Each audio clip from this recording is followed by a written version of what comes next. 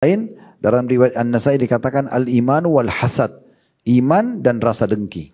Berarti kalau Bapak Ibu mau tahu tolak ukur imannya sudah bagus atau tidak, cek apakah masih ada sifat pelitnya.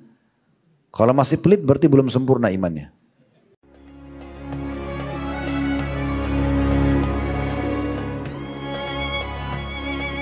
Baik, bismillah, assalamualaikum warahmatullahi wabarakatuh. Alhamdulillah, selalu saja kita bersyukur dan berterima kasih kepada Allah Subhanahu wa taala atas segala nikmat yang Allah berikan kepada kita.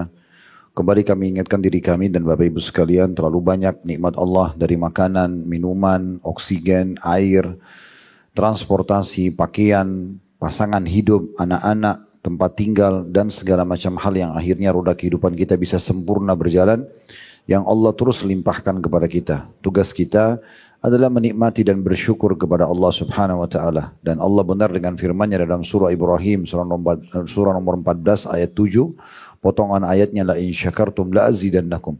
Kalau kalian bersyukur maka pasti aku akan tambah. Dan selanjutnya kita panjatkan salam hormat kita kepada utusan Allah Nabi besar Muhammad sallallahu alaihi wa ala alihi wasallam, sebagaimana Allah telah perintahkan kita untuk mengucapkan salam hormat tersebut. Seperti biasa, bila Allah Subhanahu wa taala memudahkan kita untuk melanjutkan kajian sebulan sekali bahasan tentang keutamaan dan buah manis sabar, disertai faktor-faktor pendorong dan perusaknya dan contoh figur para penyabar, ditulis oleh Khalid bin Muhammad Al-Ansari, dan kita masih di lembaran ke-6, faktor-faktor yang merusak sabar itu sendiri. Kita tentu akan masuk nanti kesempatan ini poin nomor 6 ya. Setelah kita membahas tentang sikap gundah, yang pertama ini bisa merusak kesabaran, kemudian emosional, yang kedua, dan dengan dalil-dalilnya sudah kita panjang lebar jelaskan. Yang ketiga, masalah gelisah dan tidak bisa menerima takdir atau keputusan Allah Subhanahu wa taala.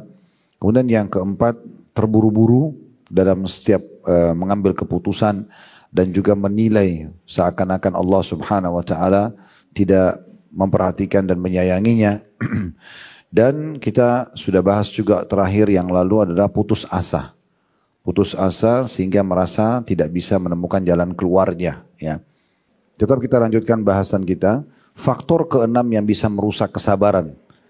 Sedikit saya ingatkan kembali ya, solusi yang terbaik bila kita sedang mendapatkan nikmat agar nikmat tersebut selalu bisa bertahan adalah bersyukur. Bisa makan, bisa minum, bisa tidur, berpakaian dan segala macam hal. Selalu ucapkan alhamdulillah. Dan solusi terbaik di saat ujian datang adalah bersabar. Tidak ada yang lainnya. Dan sudah kita bahas dari awal membedah buku ini, sabar definisinya adalah menerima keputusan Allah lalu ikhtiar mencari jalan keluar. Sebagai contoh misalnya ada orang sakit, maka dia bangun pagi hari pada saat dia sakit, yang malamnya tadi dia tidur sehat-sehat saja, kemudian dia bangun ternyata sudah flu, meriang, demam, atau apa sajalah yang mungkin dia tidak nyaman, maka berarti ujian sedang datang. Di sini dia terima dulu kalau Allah sedang menguji dia, lalu kemudian dia ikhtiar mencari jalan keluar. Tidak perlu dia menyalahkan waktu, tempat, orang lain, karena ujian sedang datang dalam hidupnya. Tugasnya bersabar. Nah ini yang sedang kita bahas sebenarnya panjang lebar ya. Kita sudah membahas tentang keutamaan sabar, baik dari Al-Quran, dari hadis Nabi SAW. Kita juga sudah membahas kisah-kisah orang yang sabar, dan itu sudah panjang lebar kita paparkan. Nah sekarang kita masuk ke masalah hal-hal yang bisa mengganggu kesabaran itu. Kita masuk ke poin ke-6, yaitu takut ketika berhadapan dengan musuh. Nah ini poin memang agak sensitif, dan kita akan bahas pada waktu ini sampai menjelang asar nanti insya Allah sekitar 1 jaman khusus masalah ini ya. Karena poin ini walaupun kecil, sederhana kalau yang pegang bukunya, tapi ini bahasanya luas sekali. Yaitu takut ketika berhadapan dengan musuh. Apa yang kita bisa paham dari judul ini? Kita nggak boleh takut sama musuh. Nah gitu ya. Nah muncul pertanyaan selanjutnya, bagaimana caranya Ustaz supaya saya tidak takut sama musuh? Mungkin musuh lebih mutakhir senjatanya, mungkin lebih besar fisiknya, mungkin lebih mahir dalam keterampilan perang misalnya. Maka apa yang membuat kita supaya tidak takut? Pondasi agama kita Bapak Ibu sekalian, keyakinan. Kita yakin, memang dari dulu sejarah perang, jihad ya, dalam Islam belum pernah ditemukan Bapak Ibu sekalian, kecuali dalam keadaan tertentu saja ya. Kalau pasukan umat Islam lebih banyak daripada pasukan orang-orang non-Muslim. Belum pernah ditemukan senjata kita lebih canggih daripada senjata mereka. Selalu saja kita lebih sedikit secara kuantitas, lebih sederhana secara kualitas. Kualitas ini maksudnya kualitas keterampilan perang, kualitas senjata, memang begitu. Makanya Umar bin Khattab radhiyallahu anhu kalau sedang mengutus pasukan, maka beliau mengatakan, sesungguhnya musuh-musuh kalian lebih canggih senjatanya, lebih banyak jumlahnya. Mungkin lebih mahir dalam keterampilan perang, duel atau menggunakan senjata kalau di masa kita sekarang. Tetapi mereka itu kufur kepada Allah. Sementara kalian beriman kepada Allah. Karena iman itulah kalian beramal soleh dan akhirnya membuat kalian unggul atas mereka. Kapan kalian membuka pintu maksiat dalam jihad ini, maka pastikan kalian akan dikalahkan oleh musuh karena mereka lebih canggih secara senjata dan lebih banyak secara jumlah. Jadi yang membuat kita tidak takut sama musuh, tidak gentar adalah keyakinan kita. Kalau sebenarnya Allah bersama kita. Dalam surah Al-Anfal, Allah subhanahu wa ta'ala menggambarkan Bapak Ibu sekalian tentang peperangan Nabi Muhammad SAW dan orang-orang Quraisy. Bagaimana Allah mengatakan bahwasanya kalian tidak melempar, tapi Allah yang melempar panah-panah itu. Kalian tidak membunuh, tapi Allah yang membunuh musuh-musuh kalian. Memang sudah begitu. Ada sahabat yang melepaskan anak panahnya itu tanpa ada besi ujungnya, tapi bisa membunuh musuh. Ada di antara sahabat yang sebelum menebas leher musuhnya di perang Badar, leher musuhnya sudah melental. Jadi memang kuasa Allah SWT. Makanya Allah mengatakan, "Falam taqtulu walakinna Allah qatalahum." Kalian tidak membunuh musuh kalian, tapi Allah yang membunuh mereka. Ya. Jadi memang wa ma ramaita walakinna Allah rama, dan kalian tidak melempar pada saat melempar anak panah atau tombak kalau kita sekarang melepaskan ya peluru senjata kecuali Allah yang melemparnya, yang mengenakan kesasaran gitu ya. Oleh karena itu kita punya keyakinan ini Bapak Ibu sekalian. Bukan berarti juga apa yang kami sampaikan lalu dipelintir lalu dikatakan oh kalau begitu kita ini aja ya tidak usah punya persiapan perang, kita nggak usah punya keterampilan, bukan begitu maksudnya. Tetap kita punya persiapan sebagaimana Allah sebutkan dalam surah Al-Anfal juga. Wa'iddul lahum mastata'akum min quwwah. Dan persiapkan untuk menghadapi musuh-musuh Allah, musuh kalian itu kekuatan-kekuatan kalian. Semampu kita. Tapi setelah kita punya ikhtiar seperti itu, walaupun kita belum keterampilan setingkat level mereka, walaupun senjata kita belum secanggih mereka, tetap saja Allah akan berikan kemenangan di saat kita menjadikan pondasi keyakinan dalam kehidupan kita. Semuanya begitu. Anda mau keluar dari permasalahan yang sedang Anda hadapi sekarang, sakit yang tidak kunjung sembuh, mungkin utang yang tidak kunjung terbayar, atau permasalahan yang belum temukan solusinya, jalan keluarnya, tingkatkan keyakinan Anda kepada Allah SWT. Lebih giat lagi berdoa, lebih yakin lagi Allah sedang melihat dan Allah akan memberikan jawabannya, maka tinggal tunggu beberapa saat akan datang bantuan Allah. Yang membuat kadang-kadang tertunda bantuan Allah, pertolongan Allah itu justru karena kita ragu. Benar nggak sih doa ini diterima? Benar nggak sih saya bisa sembuh dari penyakit saya? Nah ini kita pernah singgung di poin sebelumnya, masalah putus asa. Seakan-akan sudah tidak mungkin Allah membantu, jadi keliru. Ya. Di poin yang lain, kita umat Islam ini, Bapak Ibu sekalian, targetnya masuk medan perang itu mati. Itu target utamanya. Perbedaan dasar antara kita sama orang kafir, kita mau mati. Semua umat Islam yang faham tentang bab jihad, nyatakan saya bacakan kitab yang saya bawa ini, selain dari buku kita tentu saya sudah bawakan kitab Sahih Targhib tadi dalam kitab Al-Jihad. Itu luar biasa, ada bab khusus anjuran berharap mati syahid, ada bab khusus keutamaan orang yang takut menakut-nakuti musuh dan tidak takut pada musuh, ada bab khusus tentang ribat, ada bab khusus tentang membiayai peperangan, ada bab khusus tentang ini dan itu, banyak sekali. Itu bab yang sangat besar ya. Kalau di dalam Sahih Targhib ini kitab jihad dari halaman 103 sampai 237. Ratusan lembar semua berisikan hadis-hadis tentang keutamaan jihad dengan berbagai macam babnya gitu ya. Berarti memang dia ini sebuah ibadah yang sangat besar ya. Oleh karena itu di situ ada satu bab khusus masalah mengejar mati syahid. Jadi kalau orang Islam faham mereka masuk medan perang, mereka berharap mati, maka tidak ada yang berharap pulang. Bahkan banyak di antara sahabat kaum salafus saleh dulu kalau mereka pulang dari medan perang baru belum mati, mereka sedih. Anda pun mungkin pernah dengar, kami pernah tablik akbar di blog yang waktu itu bahas tentang Khalid bin Walid radhiyallahu anhu. Pada saat beliau mau wafat, beliau nangis karena mati di atas ranjangnya. Dan beliau mengatakan, sungguh demi Allah tidak ada satupun tempat ya di tubuhku kecuali ada sabetan pedang atau hantaman tombak atau anak panah. Namun akhirnya aku mati seperti matinya seorang wanita di ranjang, gitu kan? Dia berharap mati syahid. Tapi Allah belum kasih memang. Jadi memang targetnya orang mati. Kita bisa bayangkan kalau 100 pasukan muslim menyerang 1000 pasukan kafir. Yang ini semuanya mau mati, yang ini berharap hidup. Itu yang membuat kita bisa menang. Dan tidak perlu kita khawatir. Sisi yang lain. Ini sering kami sampaikan kalau kami sedang berada di depan kuburan para syuhada Uhud. Untuk memberikan gambaran kepada jemaah yang berangkat bersama kami di kota Rasulullah SAW itu. Bagaimana para sahabat tidak pernah merasa takut untuk menghadapi kematian. Karena memang mereka faham benar dan Bapak Ibu juga harus faham. Mati itu dalam Islam cuma satu. Mau orang ditabrak kereta api kepalanya hancur. Mau orang tenggelam di lautan dicabit-cabit ikan badannya tidak ditemukan satu potong pun. Mau orang di pesawat meledak tidak ditemukan satu pun potongan badannya kena kebakar misalnya. Atau orang yang mati di atas ranjang sama saja. Mereka menghadapi satu saja. Yaitu sakaratil maut. Proses pencabutan ruh. Nggak ada lagi orang yang ditabrak kereta api bilang aduh kepala saya sakit. Atau dicabit ikan badan saya sakit. Dia cuma lihat malaikat cabut ruhnya.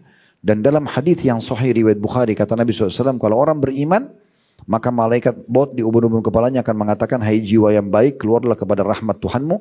Lalu ruh itu keluar lebih mudah daripada air dari mulut kendi. Kalau dia orang kafir maka malaikat maut akan mengatakan hai jiwa yang busuk keluarlah pada murka Tuhanmu. Maka ruhnya berserakan di tubuhnya tidak mau keluar. Lalu malaikat dalam surah Al-Anfal dikatakan memukul wajah dan bokong mereka.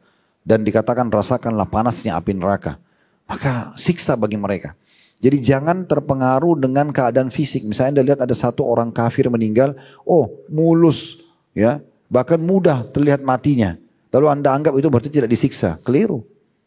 Imam Qurtubi rahimahullah mengangkat dalam kitab At-Tadhkirah beliau tentang kehidupan kematian dan alam kubur, hari kebangkitan dan juga surga dan neraka. Beliau mengangkat riwayat tentang bagaimana orang-orang yang mati syahid itu tidak merasakan kecuali seperti gigitan semut saja. Dia tidak lagi mereka rasakan. Dan ada hadis Nabi SAW yang sahih yang berbunyi, saya berharap kata Nabi SAW, saya ikut berperang, lalu terbunuh, lalu hidup lagi, lalu terbunuh. Begitu terus sampai 10 kali. Dan dalam riwayat lain kata Nabi SAW, tidak ada orang yang mati berharap kembali ke dunia kecuali orang mati syahid. Dia mau kembali ke dunia. Bukan untuk kumpul sama istrinya, sama anaknya, kepada makanan favoritnya, meeting miliaran, bukan. Tapi berharap justru yang dia rindukan tusukan musuh itu. Dia berharap dibunuh lagi, karena dengan dibunuh sekejap yang dia rasakan hanya seperti ya cubitan atau gigitan semut saja. Mau rudal sebesar apapun, Nabi sudah kasih bocorannya rasanya cuma seperti gigitan semut. Selesai habis itu. Terbuka semuanya, hijab matanya. Yang selama ini dia tidak bisa lihat malaikat, dia tidak bisa lihat surga, semua terbuka bisa dilihat. Ya, makanya salah satu sahabat yang mulia yang pertama mati syahid di perang Uhud namanya Abdullah bin Haram radhiyallahu anhu. Ini sahabat waktu dia dengar pasukan Quraisy keluar dari Mekah, jumlahnya 3.000 orang dan sudah dekat dengan Madinah. Besok hari Sabtu akan terjadi perang besar dengan muslimin. Di hari Jumatnya semalam suntuk dia berdoa sama Allah, begadang tidak tidur, hanya minta ya Allah semoga aku termasuk orang yang pertama mati syahid. Kita bisa bayangkan kita kadang-kadang kalau kurang tidur aja sudah kepikiran tentang masalah pekerjaan, ngantuk gak sih, capek gak sih. Ini orang besok perang butuh energi yang maksimal, dia begadang. Dan akhirnya besok betul-betul dia termasuk orang yang pertama mati syahid. Apa kata Nabi SAW waktu anaknya Jabir menguburnya? Setelah dikubur ayahnya Abdullah ini dikubur radhiyallahu anhu, Jabir anaknya lewat di depan Nabi. Kata Nabi SAW, hai Jabir, mau gak saya sampaikan kamu tentang informasi ayahmu? Dia bilang tentu ya Rasulullah. Kata Nabi SAW, tidak ada satu orang pun yang mati syahid diajak bicara oleh Allah kecuali dari belakang hijab. Pasti tidak ketemu langsung sama Allah. Dia cuma mendengar suara, ya. Kecuali ayahmu. Ayahmu Allah ajak bicara tanpa hijab. Itu Allah kasih tahu live, gitu kan? Begitu keadaannya. Dan Abdullah bin Haram meninggal mati syahid. Mereka berharap mati. Gitu kan? Bagaimana Nabi SAW untuk melihat jenazahnya Handalah. Handalah menikah hari Jumat. Kemudian dia interaksi biologis dengan istrinya selepas subuh hari Sabtu. Belum sempat mandi junub. Panggilan seruan dari Nabi SAW. Pasukan Nabi SAW untuk berkumpul muslimin. Semua laki-laki yang sehat wajib perang waktu itu. Maka semuanya keluar. Handalah pun pakai baju sebelum mandi junub. Masih dalam kondisi junub dia pakai baju. Masuk medan perang terbunuh. Waktu dikumpulin jenazah para syuhada. Nabi SAW lihat satu persatu. Pas tiba di Handalah Nabi alihkan pandangan matanya. Lalu orang-orang bertanya, ya Rasulullah, ada apa dengan Hanzalah? Terjadi hal yang buruk kah? Kata Nabi SAW, tidak. Aku diperlihatkan oleh Allah, istrinya dari bidadari datang menjemputnya. Dan sekarang malaikat lagi memandikan junub dia. Makanya Hanzalah dapat julukan Ghasilul Malaika, orang yang dimandikan oleh malaikat. Ini keyakinan ini. Pondasi kita itu. Ya, dan kita sudah dapat bocorannya. Jadi nggak usah khawatir dengan sabetan pedang, bom, rudal, nggak ada urusan. Umat Islam tidak takut dengan itu. Kita teman-teman di Palestina tidak takut, kenapa? Karena itu dia tahu, ya hitungan detik mati dan kita juga pasti akan mati dimanapun dan kapanpun. Kecuali kalau kita menghindar bisa tidak mati satu waktu abadi di dunia mungkin. Ini mati juga kok. Nah sudah diajarkan caranya, makanya harus hati-hati dalam memahami poin-poin seperti ini. Dan tidak usah khawatir. Nah di saat kita sedang bertemu dengan musuh supaya kita tidak takut, bangun di atas pondasi keyakinan kita. Kejar semua keutamaan yang Allah gambarkan. Bahkan kita berdoa agar Allah memberikan kita mati syahid. Ya. Berapa banyak orang yang berharap mati syahid tapi Allah tidak kasih. Allah menyebutkan tentang mati syahid, liyattakhidha minkum syuhada. Allah akan pilih di antara kalian syuhada. Allah pilih. Gak bisa semuanya.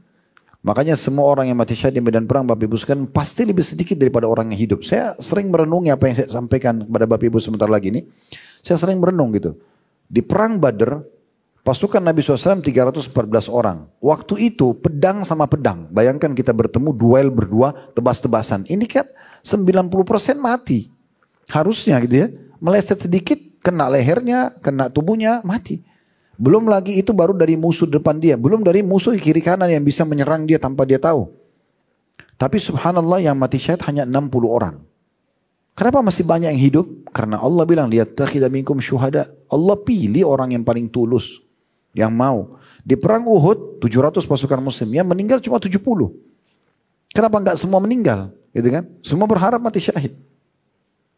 Dan pada saat terjadi perang Badar, dan terdengar oleh pasukan muslimin yang ada di Madinah yang tidak sempat ikut. Karena waktu itu Nabi SAW belum wajibkan di Badar, di Uhud baru diwajibkan. Malaikat turun, malaikat ikut membunuh musuh. Ya, ada di antara orang-orang kafir yang menyaksikan, mereka melihat orang-orang yang dalam pasukan muslim berbaju putih dan segala macam kejadian keajaiban di perang Badar gitu ya. Maka ada beberapa sahabat yang termotivasi mau berperang Bapak Ibu sekalian, mau berperang di Uhud. Waktu terjadi kecamuk perang, maka Allah Subhanahu wa taala sengaja menguji iman mereka. Allah mengatakan, "Walaqad kuntum tamannawna al-mauta min qabl faqad ra'aitumuh."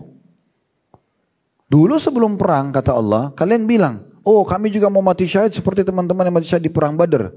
Nah, ini mati depan mata kalian. Ayo, siapa yang mau mati? Seperti itu Allah katakan dalam Al-Qur'an pada pasukan Uhud. Katanya tadi mau mati syahid, ini sudah ada mati depan mata. Memang mati syahid harus mati. Ya mati kepalanya putus, ya badannya dibom, ya badannya ditusuk. Ya memang begitu namanya mati. Serem di mata sebagian orang yang masih hidup, tapi itu tidak ada urusannya. Ya karena Allah tidak menilai jasad seseorang. Allah menilai ketulusan dia. Waktu Hamzah ditemukan jenazah di Uhud, hidungnya dipotong, dadanya terbelah, darah semuanya. Nabi SAW sempat ada sini air mata lihat jenazah Hamzah pamannya. Tapi beliau langsung didatangi Jibril menyampaikan berita gembira sambil mengatakan, ya beliau bilang sama para sahabat, aku diperlihatkan Hamzah bertelekan di dipan-dipannya di surga dan dia pemimpin para syuhada. Waktu sepupu beliau Ja'far bin Abi Thalib meninggal terbunuh di perang Mu'tah, kakaknya Ali bin Abi Thalib lebih tua 10 tahun dari Ali. Dan itu pada saat berperang, dua tangannya dipotong oleh musuh. Lalu kata Nabi SAW, aku diperlihatkan Ja'far sekarang sedang terbang bersama malaikat mengelilingi surga dan Allah mengganti kedua tangannya dengan kedua sayap. Ini informasi gaib dan benar dari manusia yang terpercaya Nabi Muhammad SAW. Itu pondasinya. Makanya ibu-ibu di Palestina kan, oh suruh anaknya jihad. Berapa banyak ibu yang diwawancarai, bagaimana dengan perasaan dengan anak anda meninggal? Alhamdulillah, dia dahului kami, dia akan berikan kami syafaat. Mereka begitu. Karena sudah faham. Ya. Nah ini poin penting. Poin ke-6 ini yang merusak kesabaran karena dia takut pada saat berhadapan dengan musuh. Masih pikirannya dunia. Takut nanti ditusuk, takut nanti kena bom. Ya sudah berarti gak bakal dapat pahala jihad. Kan gitu. Nah kita baca dulu di sini yang ditulis oleh penulis ya. Faktor ke-6 yang merusak kesabaran adalah takut ketika berhadapan dengan musuh. Tadi sudah kita berikan tipsnya bagaimana supaya tidak takut. Toh mati akan datang dan orang yang terbunuh mati syahid mendapatkan banyak keutamaan serta mereka cuma rasakan seperti cubitan atau gigitan semut saja gitu ya. Kata Nabi SAW, La tamannau liqa'al adu, fa idha laqitumuhum fasbiru. Jangan kalian berharap bertemu dengan musuh. Tapi kalau kalian bertemu dengan mereka, maka bersabarlah kalian dalam menghadapi mereka. Lalui saja. Penuh kena keyakinan. Kalian pulang, cuma dua kan orang perang itu, jihad ya. Mati syahid berarti dapat surga atau pulang bawa kemenangan. Islam tidak kenal kalah. Misalnya kita punya ini 10.000 pasukan, semua mati terbunuh. Ya mulia dong, mati syahid. Itu targetnya. Atau pulang bawa kemenangan. Jadi Islam tidak pernah kenal kalah namanya. Tidak namanya kalah. Ya. Maka Nabi bilang kalau ketemu musuh bersabarlah. Nah sedikit saya sampaikan dulu tentang hadits ini Bapak Ibu sekalian. Hadits ini disebutkan oleh Nabi SAW di perang Khaybar. Perang Khaybar ini setelah perang Ahzab. Ya tahun 5 Hijriah, di tahun 6 Hijriah Nabi SAW keluar pergi umroh. Lalu ditahan oleh orang Quraisy di Hudaybiyah. Lalu kemudian terjadi kesepakatan damai 10 tahun tidak berperang. Setelah itu Nabi mulai pulang ke Madinah dan merancang penyerangan-penyerangan. Terjadilah penyerangan diantaranya perang Khaybar. Ini benteng Yahudi, ada 9 benteng dan ditaklukkan semua oleh Nabi SAW. Sebelum pergi ke Khaybar, Allah sudah turunkan dalam surah Al-Ahzab kalau Nabi akan memenangkan peperangan tersebut. Lalu Nabi bentuk pasukan, pergilah ke sana 1.400 orang pasukan, semuanya dengan keimanan yang sempurna, akan melawan 9.000 pasukan Yahudi. 9.000. Karena Yahudi punya 9 benteng, satu benteng itu ada 1.000 prajurit pilihan. 9 benteng. Dan Nabi SAW mengepung benteng Naim, benteng pertama itu sekitar 43 hari, baru menembusnya. Ini kisah yang cukup panjang. Tapi waktu para sahabat tiba di benteng Khaybar, rupanya orang-orang Yahudi waktu lihat pasukan muslim datang, mereka berlarian, takut masuk di benteng mereka. Maka para sahabat teriak dengan suara keras, Allahu Akbar, gitu-gitu. Nah waktu Nabi lihat itu, Nabi ingatkan, jangan kalian keraskan suara kalian dalam menyebut nama Tuhan kalian. Dosa teriak-teriak. Karena yang sedang kalian panggil Allah itu, yang kalian seru itu adalah Allah, tidak tuli. Allah dengar. Kecil pun Allah Akbar, Allah dengar. Dalam hati pun Allah dengar. Gitu kan? Lalu beliau mengatakan, jangan kalian berharap bertemu musuh. Berharap kita keluar nih, musuh pergi. Musuh takut. Tetapi kalau ketemu, kokohkan. Jangan lari. Harap mati syahid. Berharap kita bisa memenangkan peperangan. Nah seperti itu. Ya, umat Islam tidak kenal namanya kalah. Nah seperti itulah. Yang dimaksud dengan hadis. Berarti dari hadis ini Bapak Ibu sekalian, kalau ada orang ketemu musuh lalu dia tidak bersabar, dia marah melarikan diri karena takut, berarti dia masuk kategori dosa, ya, dan merusak merusak kesabaran dia merupakan solusi terbaik kalau sedang terjadi masalah. Dan sabar berarti menerima dulu takdir Allah. Allah mentakdirkan saya berjihad nih, yaudah saya lalui. Nah gitu. Kita berperang, berharap sambil berdoa agar Allah memberikan kepada kita ya keutamaan jihad. Nah sekarang di poin ini, cuma satu hadis diangkat, saya akan kuatkan bahasan kita. Jadi saya bilang satu pertemuan khusus kita bahas ini. Saya akan baca dari kitab Sahih Targhib Tarhib dalam kitab jihad, ada bab khusus, bab ke-6. Bab yang bab ke-6, anjuran berangkat di pagi hari dan sore hari di jalan Allah untuk berperang, tentang keutamaan berjalan kaki, kena debu medan perang, dan rasa takut dalam jihad di jalan Allah. Normal sekali manusiawi kalau orang merasa takut menghadapi musuh. Tapi dia harus tepis dengan keyakinannya. Gak boleh merasa takutnya membuat dia tidak mau menghadapi musuh. Ingat, yang mematahkan serangan musuh Allah bukan kita. Yang membunuh musuh Allah bukan kita. Ini sudah kita bahasakan tadi. Dan itu kekal dalam Al-Quran. Jadi gak usah khawatir. Ya, gak usah khawatir. Nanti insya Allah kalau Bapak Ibu Allah mudahkan ada waktu di hari Sabtu bulan depan. Ya, di September nanti. Di pekan kedua kita ada tablik akbar di Blok M seperti biasa antar Duhur sama Asar, serial sahabat kita akan bahas Abbas bin Abdul Muttalib. Itu diantaranya kita akan bahas pada saat beliau ditawan di perang Badr. Bagaimana malaikat terlibat dalam menawan Abbas dan membantu seorang sahabat yang badannya kecil tapi bisa mengalahkan atau bisa menawan Abbas. Nah itu diantara contoh pertolongan Allah. Nanti panjang lebar kita bahas di waktu itu, di saatnya. Jadi sekarang cuma sekedar memberikan gambaran secara umum. Kita akan mulai membacakan hadis dari Ummu Malik Al-Bahziyah radhiyallahu anha, beliau mengatakan, "Dzakara Rasulullah sallallahu alaihi wasallam fitnatan faqarrabaha. Qalat qultu ya Rasulullah, man khairun nasi fiha? Qala rajulun fi mashiyah yuaddi haqqaha wa ya'budu rabbahu wa rajulun akhidun bi ra'si farasihi yukhiful aduwa wa yukhifuna." Rasulullah SAW pernah menyebutkan tentang suatu fitnah atau petaka yang terjadi nanti di akhir zaman. Ya. Jadi di tengah-tengah umat ini. Dan beliau mengatakan, ya itu sudah sangat dekat. Dan itu akan terjadi setiap saat, kita tidak tahu. Maka sahabat yang mulia Ummu Malik radhiyallahu anha mengatakan, aku bertanya ya Rasulullah, siapa manusia yang terbaik di saat fitnah itu terjadi? Ujian-ujian terhadap agama kita datang. Orang mukmin susah untuk ibadah, diganggu oleh musuh, dijelek-jelekin dan segala macam. Maka kata Nabi SAW, yang terbaik di waktu itu adalah, yang pertama ada dua orang ya. Yang pertama, seseorang yang berada di tengah-tengah hewan ternaknya. Ia menunaikan haknya dan beribadah kepada Rabbnya. Maksudnya dia sibuk dengan pekerjaannya, dia tidak terlibat dalam fitnah itu. Misalnya umat Islam SAW diprovokasi untuk berantem, untuk berperang. Dia tidak ikut-ikutan. Dia pokoknya sibuk dengan pekerjaannya. Kalau di zaman masa Nabi kan banyak orang berternak. Dia berternak, terus dia lakukan ibadahnya sampai ajalnya datang. Kemudian yang kedua, ini jadi saksi bahasan kita adalah seseorang yang memegang kepala kudanya. Diikat dengan tali kekangan dan dia pergi berperang untuk menakut-nakuti musuh dan musuh menakut-nakutinya.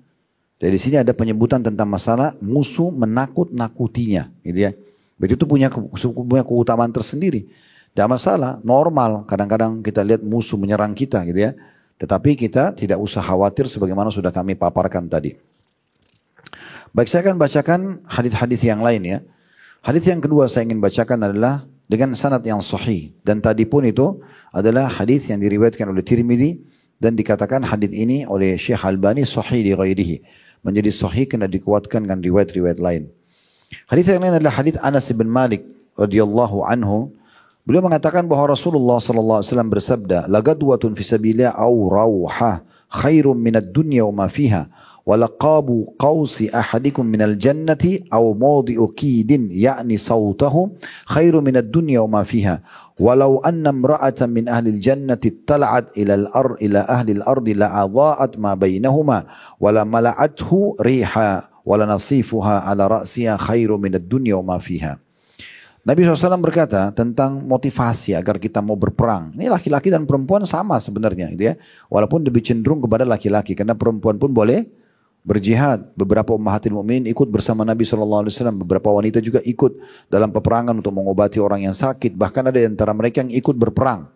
Kalau pernah dengar nama Nusaybah binti Ka'ab radhiyallahu anha, julukannya Ummu Umarah. Ini wanita mulia sekali ya. Dan ini menyebabkan saya juga menamakan salah satu dari anak perempuan kami Nusaybah. Karena nama ini mulia sekali.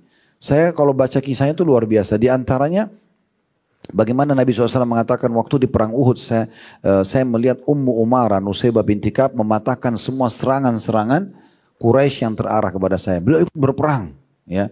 Beliau ikut berperang dan beliau setiap ada panggilan jihad pasti yang paling pertama motivasi suaminya, anak-anaknya pergi berperang semuanya.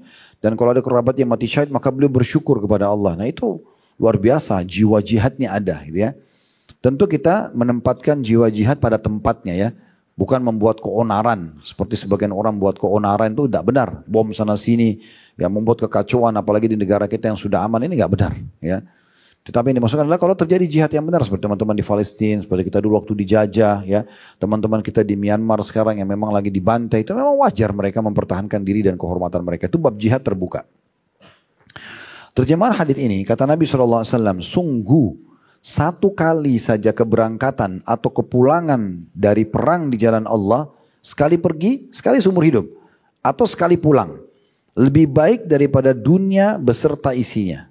Saya hari kiamat nanti, kalau kita dikasih pahalanya, bayangkan aja gini, kalau ada orang yang punya komplek ini aja nih, ya, komplek ini, dia punya di komplek ini misalnya 10 rumah, dianggap kaya nggak? Kaya.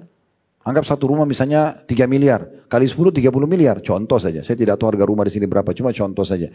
Biasanya kalau hitung-hitungan duit cepat paham gitu ya. Contoh. Pasti orang nggak kaya. Anggaplah setengah komplek. Yang tinggal sini mungkin lebih tahu berapa jumlah rumah. Anggaplah setengah komplek di sini. Anggap ada 50 rumah. 25 rumah punya dia. Atau 50 itu semua punya dia. Tinggal dia sewa-sewain. Pasti dianggap orang kaya. Bagaimana kalau seluruh Jakarta Selatan punya dia? Pasti dianggap lebih kaya. Bagaimana kalau orang punya 5 wilayah Jakarta? Selatan, timur, barat, utara, pusat, semua punya dia. Wali kota aja tidak punya itu. Setiap wilayah ada wali kotanya. Ini dia punya semua wilayah Jakarta. Gimana tuh kayanya? Ya, yang tidak mungkin terjadi. Bagaimana kalau digabung semua Jabodetabek? Nah, punya dia Tangerang, Depok, Bekasi, semua punya dia. Ini mungkin bukan cuma kaya di Indonesia, kaya seluruh dunia. Bagaimana kalau dia punya kepulauan Jawa Barat nih? Nah, punya dia. Terus begitu, Jawa Tengah, Jawa Timur, daerah Jawa semua dia punya. Bagaimana kalau dia punya sama Kalimantan, Sulawesi, seluruh Indonesia, itu udah luar biasa. Presiden pun yang terkait tidak mungkin menguasai semua. Dia cuma menjabat periode setelah itu diganti. Ini milik orang, tapi kalau dia milik sendiri bagaimana? Bagaimana kalau dia menguasai semua Asia, benua? Bagaimana kalau dia kuasai benua Asia sama Australia?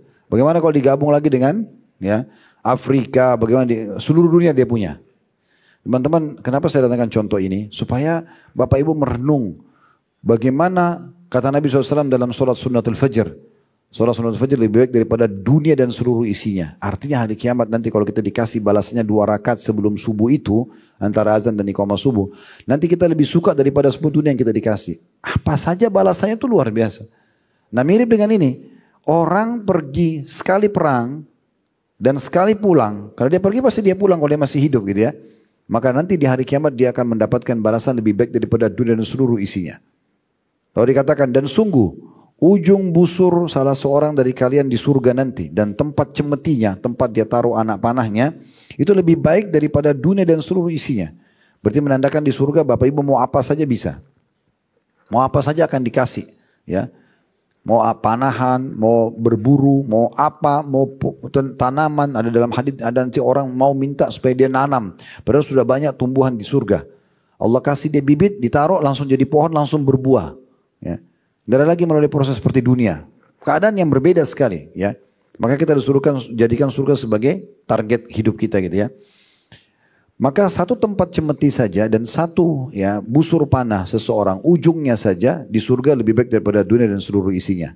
Lalu kata Nabi SAW, kalau saja seorang wanita penghuni surga melihat ke bumi, melihat saja menengok lalu kemudian dia pergi lagi, wanita ahli surga, niscaya ia akan menyinari antara keduanya dan niscaya ia akan memenuhinya dengan bau yang harum. Seluruh dunia ini akan bau harum hanya dengan satu kali wanita surga melihat saja. Ya. Dan dikatakan, dan sungguh kain kerudung yang ada di kepalanya wanita surga itu lebih baik daripada dunia beserta isinya. Di sini maknanya bisa wanita dunia yang kayak ibu-ibu di sini, semoga insya Allah jadi ahli surga. Ya. Kemudian nanti kalau masuk surga, kemudian menengok di dunia, maka akan seperti itu. Kerudungnya, kain kerudung lebih baik daripada dunia seluruh isinya. Menengok saja sudah cukup menyerangi antara langit dan bumi. Kita kan harus tunggu matahari baru terang. Wanita ini bisa menyerangi itu karena indahnya surga itu. Itu yang menjadi target utama orang berperang, mati syahid gitu ya. Dan juga dikatakan memenuhi bau wangi seluruh alam semesta atau seluruh bumi ini. Kemudian dalam hadis yang lain, diriwayatkan oleh An-Nasai, diriwayat nomor 2 dari Abu Ayyub Al-Ansari radhiyallahu anhu, kata Nabi SAW, gadwatun fisabilillah aw rawha khairu mimma talat alaihi syamsu aw gharabat. Satu kali keberangkatan dan kepulangan di jalan Allah berperang itu lebih baik daripada apa yang matahari terbit dan terbenam padanya. Maksudnya dunia dan seluruh isinya. Mirip seperti itu. Hadis yang selanjutnya hadis Sahal bin Sa'ad radhiyallahu anhu. Ini Bapak Ibu dengarin hadis dan renungi saja ya. Karena kalau saya mau tanggapin setiap hadis ini akan panjang. Kami punya bedah buku ini setiap hari, hampir setiap hari Jumat ya. Selepas Jumat kita ada kajian sebulan 2 kali kalau nggak salah membedah buku ini, dan kita sudah berada di kitab jilid nomor 3. Yang kebetulan ini saya baca jilid nomor 3. Kita sudah selesaikan bab jihad, sekarang kita masih di, kalau seingat saya di bab haji ya. Atau salah satunya ya. Itu yang sedang kita bahas. Intinya sebenarnya hadis ini, hadis selanjutnya adalah hadis, di situ kami bahas hadis dan faedah-faedahnya. Jadi kalau kita ingin korek semua banyak sekali. Satu hadis bisa sampai 5, 6, bahkan sampai 10 faedah yang bisa diambil. Hadis selanjutnya, hadis ketiga yang saya baca, atau hadis keempat yang saya bacakan untuk Bapak Ibu dari buku ini adalah hadis dengan sanad sahih disampaikan oleh Sahal bin Sa'ad radhiyallahu anhu bahwa Rasulullah SAW bersabda, ribatu yaumin fisabilillah khairu minad dunya wa ma 'alaiha wa maw'idu sawti ahadikum minal jannati khairu minad dunya wa ma 'alaiha war rauhatu wa yaruhuha al-abdu fisabilillah awil gadwa khairu minad dunya wa ma 'alaiha. Melakukan ribat, berjaga-jaga di perbatasan antara muslim sama orang kafir. Nah, kayak teman-teman di Palestina sekarang lagi ribat, ya berjaga-jaga. Melakukan ribat 1 hari saja di jalan Allah lebih baik daripada dunia dan apa yang ada di atasnya. Dan letak cemeti seseorang dari kalian di surga itu lebih baik daripada dunia dan apa yang ada di atasnya. 1 kali kepulangan atau kepergian yang dilakukan oleh seorang hamba di jalan Allah lebih baik daripada dunia dan apa yang ada di atasnya. Hadis ini diriwayatkan oleh Bukhari. Hadis yang lain, hadis kelima adalah hadis dengan sanad hasan li ghairihi, menjadi hasan karena dikuatkan dengan riwayat-riwayat lain. Ini diriwayatkan oleh Ibnu Majah, Ibnu Hibban dan beberapa para perawi hadis. Dari hadits Ibnu Umar radhiyallahu anhu bahwa Rasulullah sallallahu alaihi wasallam bersabda, "Al-ghazi fisabilillah wal hajju ila baitillah wal mu'tamir wafdullah da'ahum fa'ajabu." Ketahuilah kata Nabi SAW, orang yang berperang di jalan Allah, orang yang pergi haji ke Baitullah, orang yang melaksanakan ibadah umrah adalah para tamu-tamu khusus atau delegasi Allah. Mereka diundang oleh Allah, ada panggilan jihad mereka pergi, ada panggilan haji umrah mereka pergi, maka Allah pun dan mereka memenuhi ya panggilan tersebut. Dalam riwayat lain ditambahkan, maka mereka berdoa dan Allah pun menjawab doa-doa mereka. Hadis selanjutnya, mungkin ini urutannya sudah yang ke-6 ya dari yang kita baca. Tapi hadis ini cukup banyak ya. Hadis yang sahih dari hadits Abu Hurairah radhiyallahu anhu bahwasanya Rasulullah SAW bersabda, "Tadamman Allah liman kharaja fi sabili la yukhriju illa jihadun fi sabili wa imanun bi wa tasdiqun bi rusuli fa huwa dhaminun an udkhilahu al-jannah aw urji'ahu ila manzilihi alladhi kharaja min nailan ma nala min ajrin aw ghanimah walladhi nafsu Muhammadin bi yadi ma kallam ya ma kalmun yuklam Ma kalmun yuklamu fisabilillah illa ja'a yawmal qiyamati kahiyati hina kulim launuhu launu damin warihu rihul misk warihu rihu misk walladhi nafsu Muhammadin biyadi laula an ashukka 'alal muslimina ma qa'adtu khilafa sariyatin tagzu fisabilillah abada walakin la ajidu sa'atan fa ahmilahum wa la yajiduna sa'atan wa yashukku 'alaihim an yatakhallafu 'anni walladhi nafsu Muhammadin biyadi lawadittu an agzu fisabilillah fa uqtal thumma agzu fa uqtal thumma agzu fa uqtal. Hadis panjang ini terjemahannya kata Nabi SAW, Allah memberikan jaminan. Jaminan ini adalah dari Allah Subhanahu wa taala secara langsung, maksudnya rezekinya, keselamatannya dan segala macam. Orang yang keluar di jalannya. Allah berfirman, tidak ada yang membuatnya keluar selain jihad di jalanku. Juga karena keimanan kepadaku, keyakinan kepada para utusanku atau Rasul, maka ia dijamin untuk aku masukkan ke dalam surga. Atau aku kembalikan ke rumah tempat ia keluar darinya dengan meraih pahala atau harta rampasan perang. Jadi kalau Bapak Ibu keluar sudah niat mau jihad, maka dipastikan Allah Subhanahu wa taala akan memberikan jaminan ini. Mati syahid, masuk surga, atau pulang membawa harta rampasan perang dan pahala yang melimpah. Lalu kata Nabi SAW, demi jiwa Muhammad yang ada di tangannya. N-nya besar kata ganti Allah, maksudnya demi Allah. Tiada suatu luka tikaman yang terjadi dalam jihad di jalan Allah, melainkan ia akan datang pada hari kiamat nanti seperti sedia kala saat terluka. Warnanya adalah warna darah, sedangkan baunya adalah bau harum minyak kasturi. Dan demi jiwa, jadi kalau kita terluka sedikit, kena sabetan pedang, kena beling atau apa saja, gitu kan, maka itu sudah cukup untuk datang hari kiamat yang warnanya seperti warna darah, tapi baunya lebih bau atau seperti bau kasturi. Dan demi jiwa Muhammad yang berada di tangannya, maksudnya demi Allah, kalau sekiranya aku tidak akan menyulitkan kaum muslimin, ya. Secara umum semua dikatakan Nabi SAW, niscaya aku tidak akan berhenti mengutus pasukan kembali setelah mengutus satu pasukan untuk berperang di jalan Allah. Kalau bukan untuk tidak memberatkan, kalau tidak memberatkan umatku, aku akan suruh mereka semua berperang non-stop, perang, balik pasukan lagi, kirim lagi pasukan lagi, begitu terus karena besarnya keutamaan jihad. Namun aku tidak mempunyai keluasan harta berupa hewan tunggangan dan yang lainnya untuk membawa mereka. Dan mereka pun yang ingin berperang itu tidak mempunyai keluasan harta tersebut. Sedangkan sangat berat hati mereka kalau mereka tidak ikut serta denganku.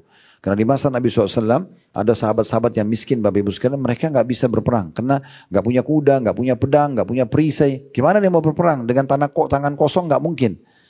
Maka mereka kadang-kadang datang ke Nabi, ya Rasulullah tolong biayai kami. Kami mau perang, kami mau jihad. Karena Nabi sudah nggak punya, maka Nabi pun akhirnya mengatakan saya tidak punya apa-apa. Maka mereka pulang ke rumah mereka dalam kondisi mereka menangis karena inginnya perang. Gitu kan? Kalau kita sebenarnya terbalik ya. Kita menangis kalau misalnya kita berhasil dipilih gitu ya. Kemudian dikatakan, dan demi jiwa Muhammad yang ada di tangannya, sungguh aku sangat ingin berperang di jalan Allah. Ini kata Nabi. Beliau mengatakan, saya sendiri Nabi Allah, saya berharap saya berperang di jalan Allah, lalu saya terbunuh, mati syahid. Kemudian saya dihidupkan lagi, saya berperang lagi, lalu saya terbunuh. Kemudian saya berperang lagi, lalu saya terbunuh. Jadi memang orang yang mati syahid itu yang dikejar adalah matinya. Ya. Karena hitungan detik, lalu kemudian dia lihat semuanya apa yang dijanjikan oleh Allah Subhanahu wa ta'ala. Bapak Ibu nanti kalau pulang sebentar bisa ketik di searching di Google misalnya, tentang pembicaraan Allah dengan para syuhada Badr. Nah, itu ada tuh kisah-kisahnya itu perang Badr ya. Bagaimana Allah SWT bicara dengan mereka, ya. Kemudian Allah tanya, kalian mau apa? Mereka bilang, kami tidak mau apa-apa setelah engkau selamatkan kami dari neraka dan masukkan kami ke dalam surga. Karena mereka sudah ada surga. Mereka, oh ternyata cuma ditusuk oleh musuh. Hanya kena bom itu. Oh saya dapat surga ini. Nah, gitu ya. Lalu Allah mengatakan, mintalah sesuatu. Karena mereka merasa Allah terus tanya kepada mereka, mau apa, mau apa. Hanya mereka bilang, ya Allah, kami hanya minta engkau kembalikan kami ke dunia, supaya kami terbunuh lagi, ya, baru kemudian kami dapatkan seperti ini. Nah seperti itu. Jadi mereka berharap kembali ke dunia untuk itu. Maka ini luar biasa gitu ya. Di dalam riwayat lain, diriwayatkan oleh An-Nasai, masih riwayat yang sama, ya. Takaffalallahu liman jahada fi sabilihi la yukhrijuhu illa al-jihadu fi sabilihi wa tasdiqun bi kalimatihi an yudkhilahu al-jannah aw yaruddahu ila maskanihi bima nala min ajrin aw ghanimah. Allah telah menjamin orang yang pergi berperang di jalannya tidak ada yang membuatnya keluar dari rumahnya selain jihad di jalan Allah dan keyakinan kepada janji-janji Allah dan kalimat-kalimat Allah bahwasanya orang yang mati syahid akan dapat surga.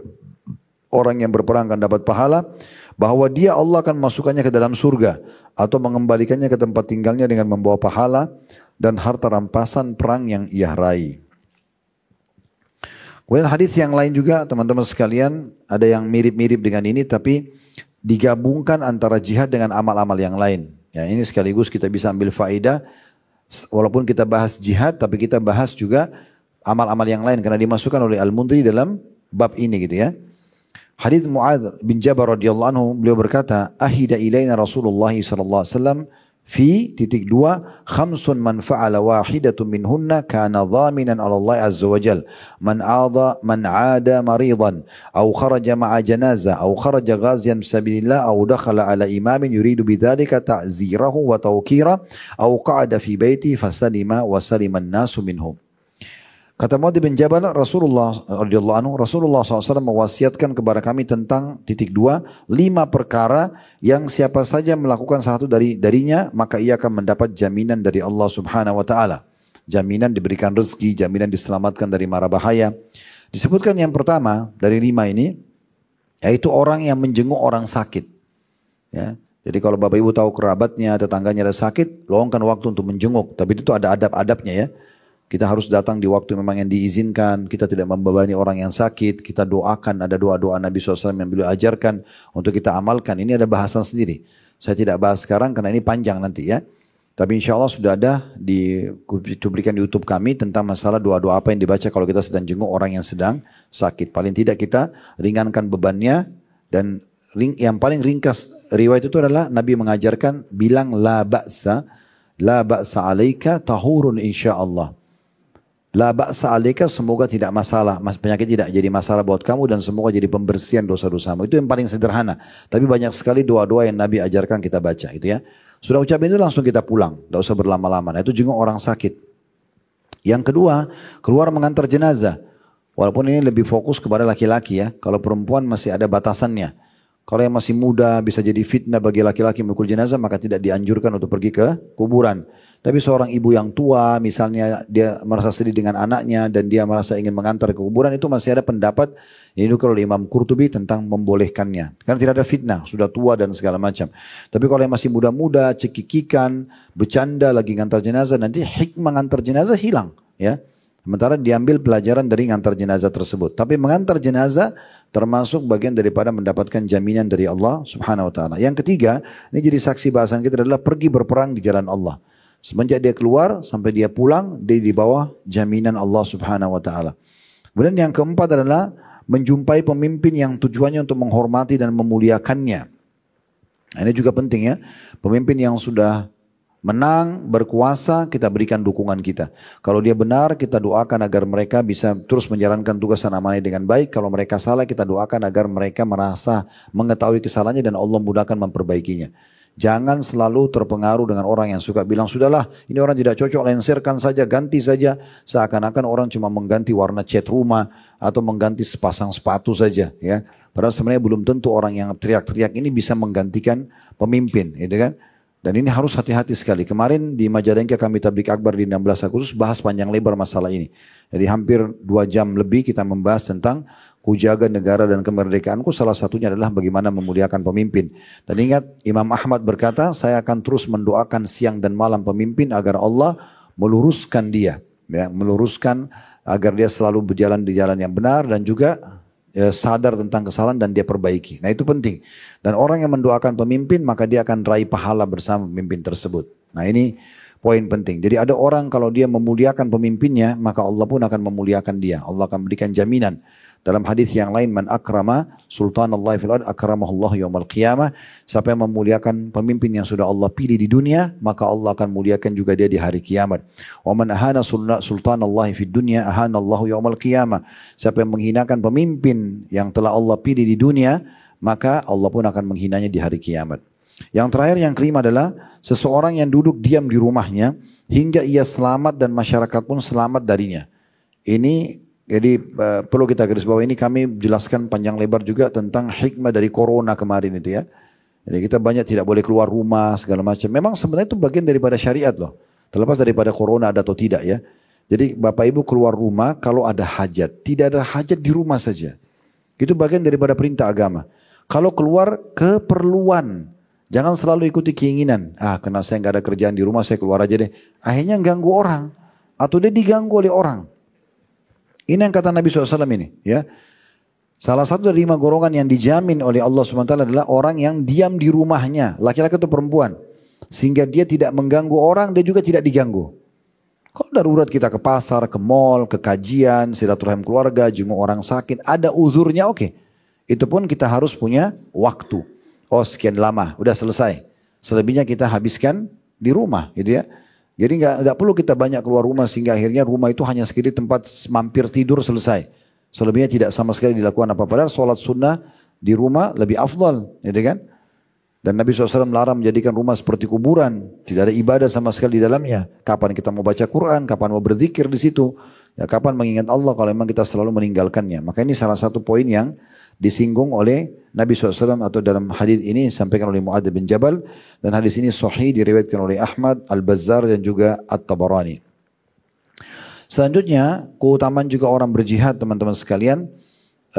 Disebutkan oleh Al-Mundri hadis ini dengan sanad sahih di ghairihi oleh Syekh Al-Albani disahihkan karena penguatan dari riwayat-riwayat lain. Dari hadis Abu Hurairah radhiyallahu anhu bahwasanya dia berkata, Rasulullah SAW bersabda, la yalijun nar rajulun baka min khasyatillah hatta ya'ud al-labanu fi ad-dar' wa la yajtami'u gubarun fi sabilillah wa dukhanu jahannam.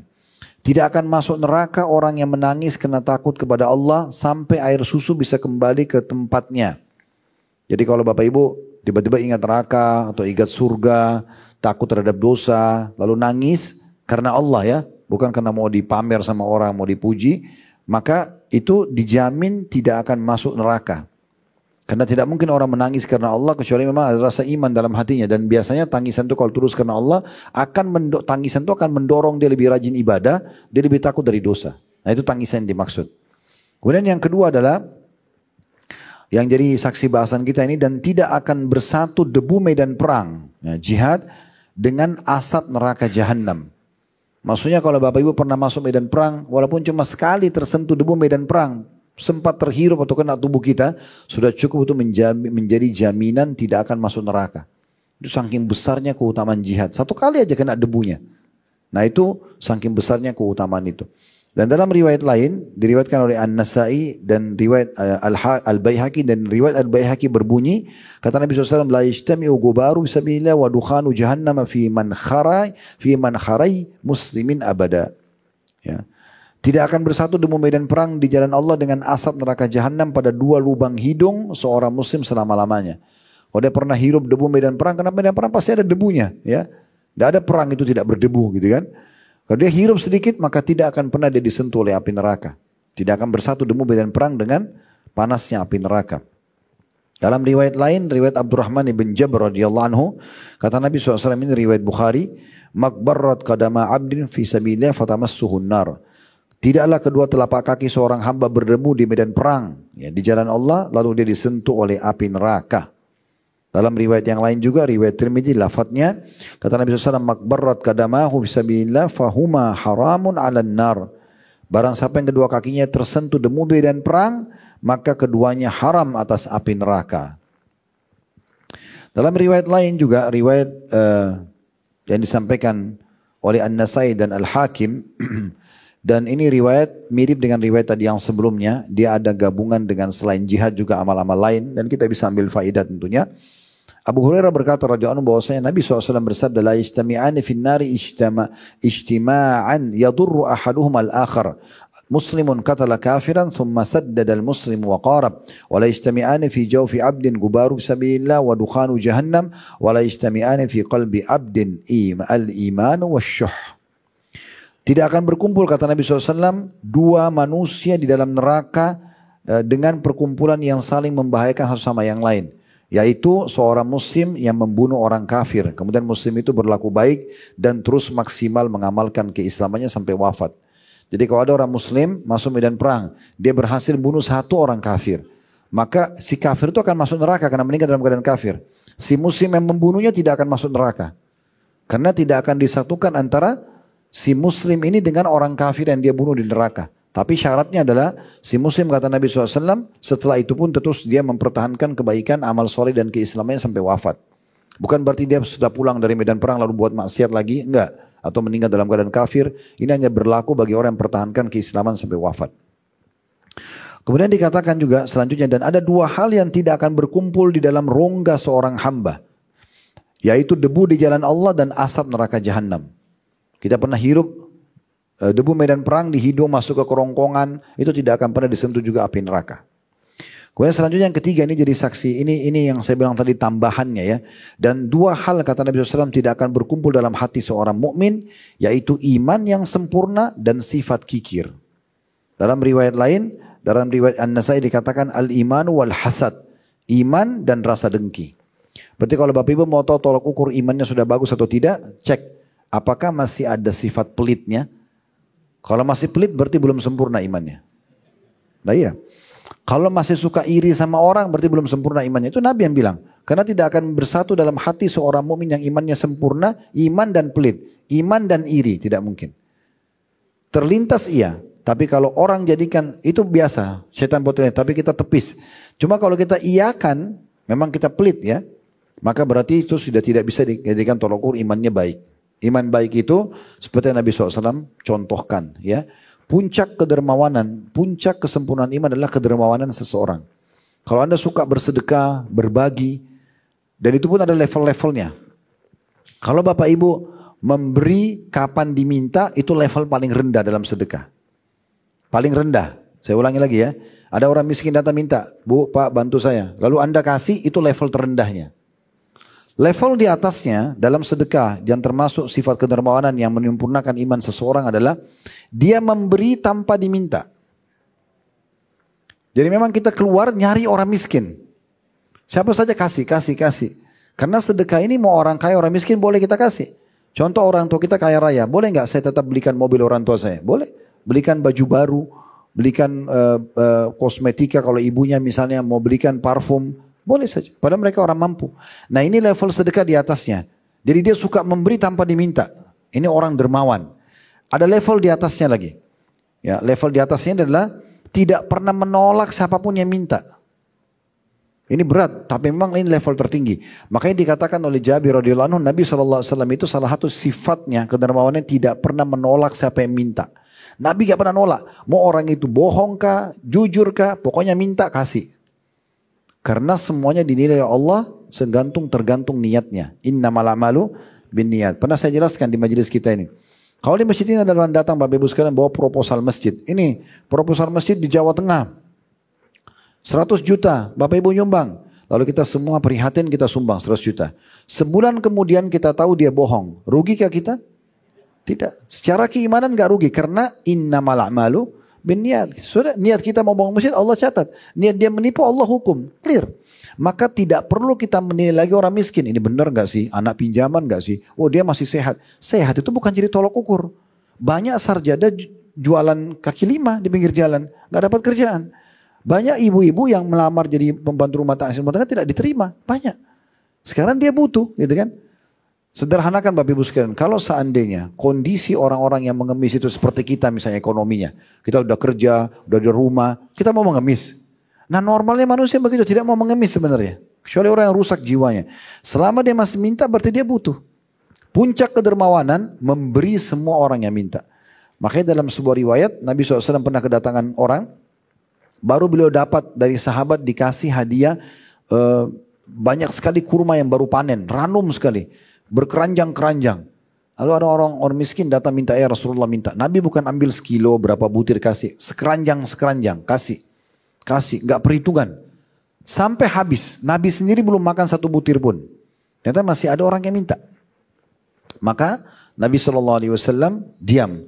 Umar bin Khattab melihat ada perubahan raut wajah Nabi. Nabi kayak sedih. Karena gak bisa bantu orang ini gitu.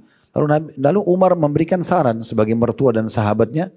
Umar mengatakan, ya Rasulullah, Allah tidak bebankan Anda di atas kemampuan Anda. Anda udah bantu tadi semua. Ini sudah habis. Masa mau dipaksa? Nabi tetap diam aja.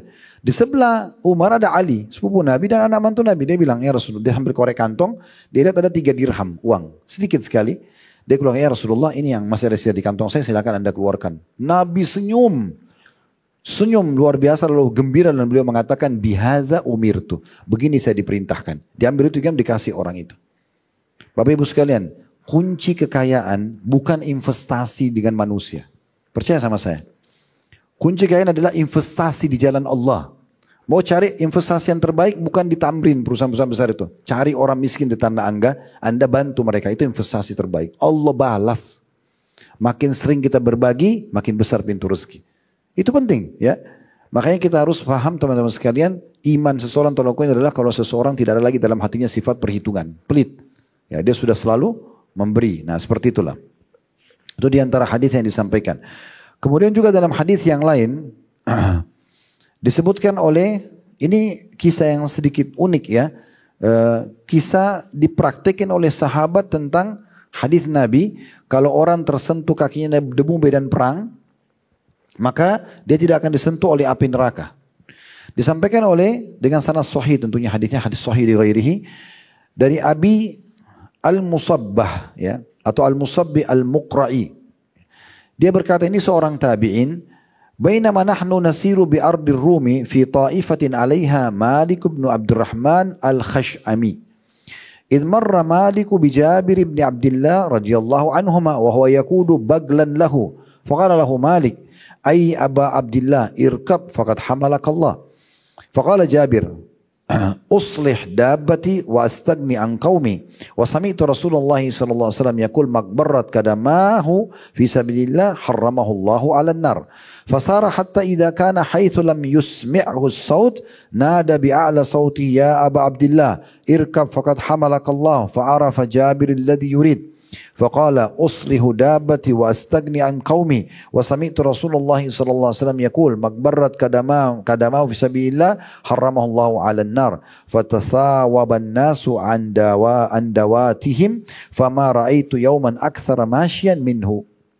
Terjemahan riwayat panjang ini kata Abi Al-Mushabbah Al-Muqra'i rahimahullah.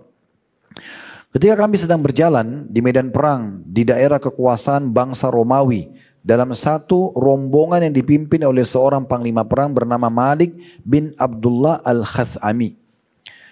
Tiba-tiba Malik berpapasan dengan sahabat Nabi yang mulia bernama Jabir bin Abdullah radhiyallahu anhuma. Jabir ini tadi anaknya Abdullah bin Haram yang saya ceritakan mati syahid di Uhud ya.